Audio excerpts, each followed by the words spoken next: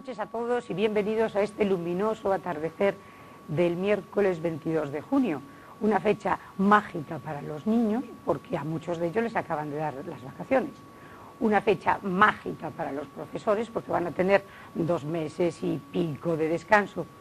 Y una fecha no tan mágica para los papás, a los que les llegan estos niños, bueno, pues con ganas de descansar, ir a campamentos, etcétera, etcétera. Pues vamos a hablar de niños, vamos a hablar de educación, vamos a hablar de colegios, vamos a hablar de autoridad, vamos a hablar de muchas cosas esta noche con 3 personajes de excepción. En primer lugar, Coca Garat Núñez. Coca, bueno, Coca. Como Coca Perales. Coca Perales, madre de 15 hijos, Sí, señora. abuela de 48 nietos. Espero el 48. ¿Esperas el 48? Tengo 46 en el mundo y espero 2. Esperas 2. ¿Y bisabuela? Bisabuela también de casi 2. De casi 2. De casi 2. Y bueno, ¿y esto cómo se puede llevar en el mundo de Coca? Una delicia. Se puede llevar. Hay una frase que le he dicho toda mi vida. Donde hay mucha gente, todo el mundo nada más que piensa que hay cantidad de problemas. Y no sé por qué lo piensan siempre, que hay cantidad de alegrías.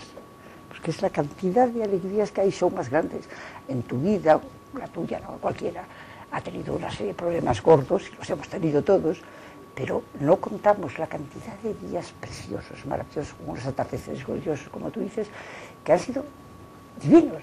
Bueno, pues cuando tienes muchísima familia, hay muchísimos días divinos, muchísimos. Muchísimos días divinos. Muchísimos. Fíjense cómo empezamos, muchísimos días divinos. Merce Zaera, pedagoga, 26 años En el Tirso de Molina. en el Tirso de Molina.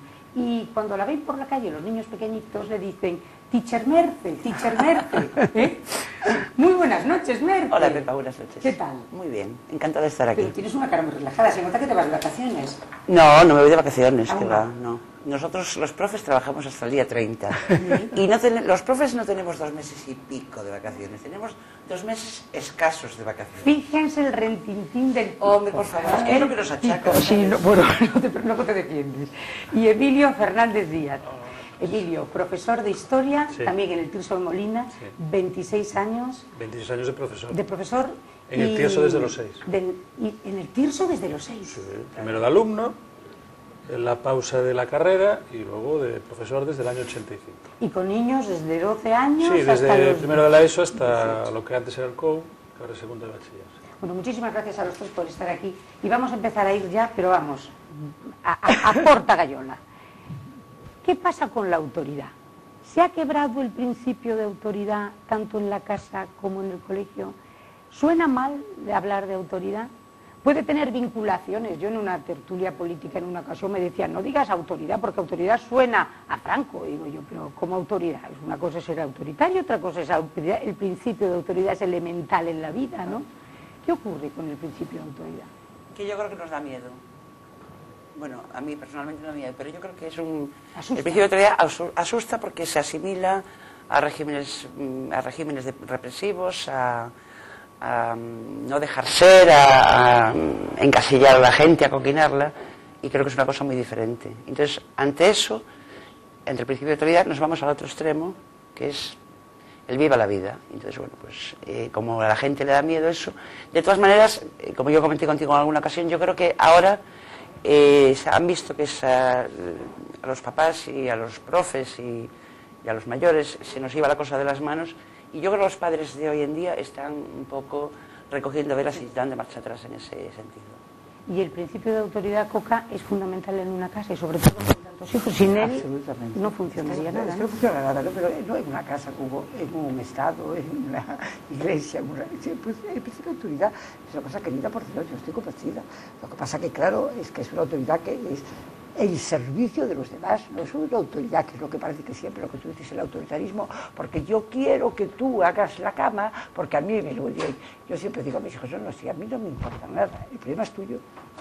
O sea, que el que tú te acostumbres a que haya autoridad, a que obedecer a los profesores, a que en los colegios respetar a los profesores, es un problema para toda tu vida. O sea, si tú te vas acostumbrando a eso, toda tu vida siempre vas a encontrar con alguien que está arriba, siempre. O sea, en donde estés. Y hay que aprender a obedecer, es que es esencial. O sea, entonces, la autoridad es para bien del tutorando, para enseñarlo a vivir. Para mí es imprescindible, porque los que más queremos que el mundo a los niños somos los padres, creo, ¿no? Por analogía, digamos, que el maestro debe de tener también esa querencia, que el niño salga bien. Yo una vez me acuerdo con un maestro que decía, es que el niño no aprueba, es que no las matemáticas. Y llegó un momento en que yo quería disparar al maestro, no al niño, de que el niño le daba como valor en aquel momento. Y dije, pero es que no sabes escribir matemáticas, ¿no está? Claro que sé. Y entonces me está diciendo que el niño es absolutamente negado para matemáticas. Digo, no, ¿qué va? Y digo, pues entonces tenemos que hacer entre nosotros algo para que aprenda matemáticas. Claro, era él exigirle, yo exigirle, pero era una comunión entre el maestro y yo que era necesaria, ¿no comprendes? Porque los dos teníamos, efectivamente, estudió matemáticas, aprobó y tiene carreras, no pasa nada. Pero es que ni todos son iguales, otros no he tenido que mandarles en mi vida, porque les decías, niño, recoge tu cuarto, y cuando se levantaba está recogido. Y otros dices, niño, recoge tu cuarto, y cuando entras es una lionera. Entonces, no puede ser, o sea, es que lo exige la vida. ¿Qué te parece? O sea, ¿tú crees que el principio de autoridad a lo mejor se empezó a quebrar con este famoso colegueo, tanto en casa, de que los padres son muy amigos, y en el colegio el profesor, más que el profesor, puede ser el colegui? Hombre, yo creo que influye todo, ¿no? Pero yo, será por deformación profesional, yo lo llevo casi siempre a mi campo, ¿no? a la historia, y veo que lo que está ocurriendo ahora es, pues somos españoles, y los españoles somos maravillosos, pero tenemos una forma de ser muy peculiar. Entonces, lo que decía antes Merce, pasamos de un extremo al otro, es decir, hemos pasado de un sistema, vamos a decirlo así, aunque a mí no me gusta emplear esa palabra, represivo, a un sistema donde todo vale, desde el punto de vista político, desde el punto de vista social, desde todos los puntos de vista. Yo creo que no es ni una cosa ni la otra. Y como somos así, pues lo llevamos al extremo. Es decir, yo ahora estaba leyendo el periódico en una cafetería y vi la noticia de ayer de lo que pasó ayer en Francia con una señora que iban a detener, y la propia gente se echó encima de la policía para evitar que se detuviera. Entonces, estamos llegando a unos extremos, obviamente en la educación, si Dios quiere, ojalá nunca pase eso, ¿no? Pero a unos extremos que casi son insalvables, y sobre todo con el tema de los padres. Estoy de acuerdo también con lo que decía Merce, nosotros también lo notamos, porque ella le da clase a niños más pequeños, yo le doy clase a niños de más edad, y ya empiezo a notar ese cambio de actitud, o sea, que el profesor tiene una autoridad, aunque luego hablen contigo y traten de defender a su hijo, pero delante del muchacho, el que manda es el profesor, siempre. Pero eso debe de ser nuevo ahora, sí. Es como dice Merce, se empieza a ver está ahora. Empezando. A ver, ha habido ahí un lapsus, digámoslo así, ¿no? Una generación ahí intermedia que era un poco, pues, imperaban los derechos del niño por encima de todo, el niño tenía solamente derechos y el profesor deberes. Yo creo que la escuela y la familia tienen que caminar de la mano y hacia el mismo punto, y que el profesor tiene que encontrar el equilibrio entre educar y enseñar, porque el profesor está para enseñar, pero también está para completar la educación que debe de empezar en casa, y el profesor está para mediar. No somos la figura que teníamos antes, de llega el profe y es el que más sabe y entonces suelta la lección magistral y yo me lo tengo que aprender. No, yo tengo que ponerle los medios para que él descubra su aprendizaje, ¿no?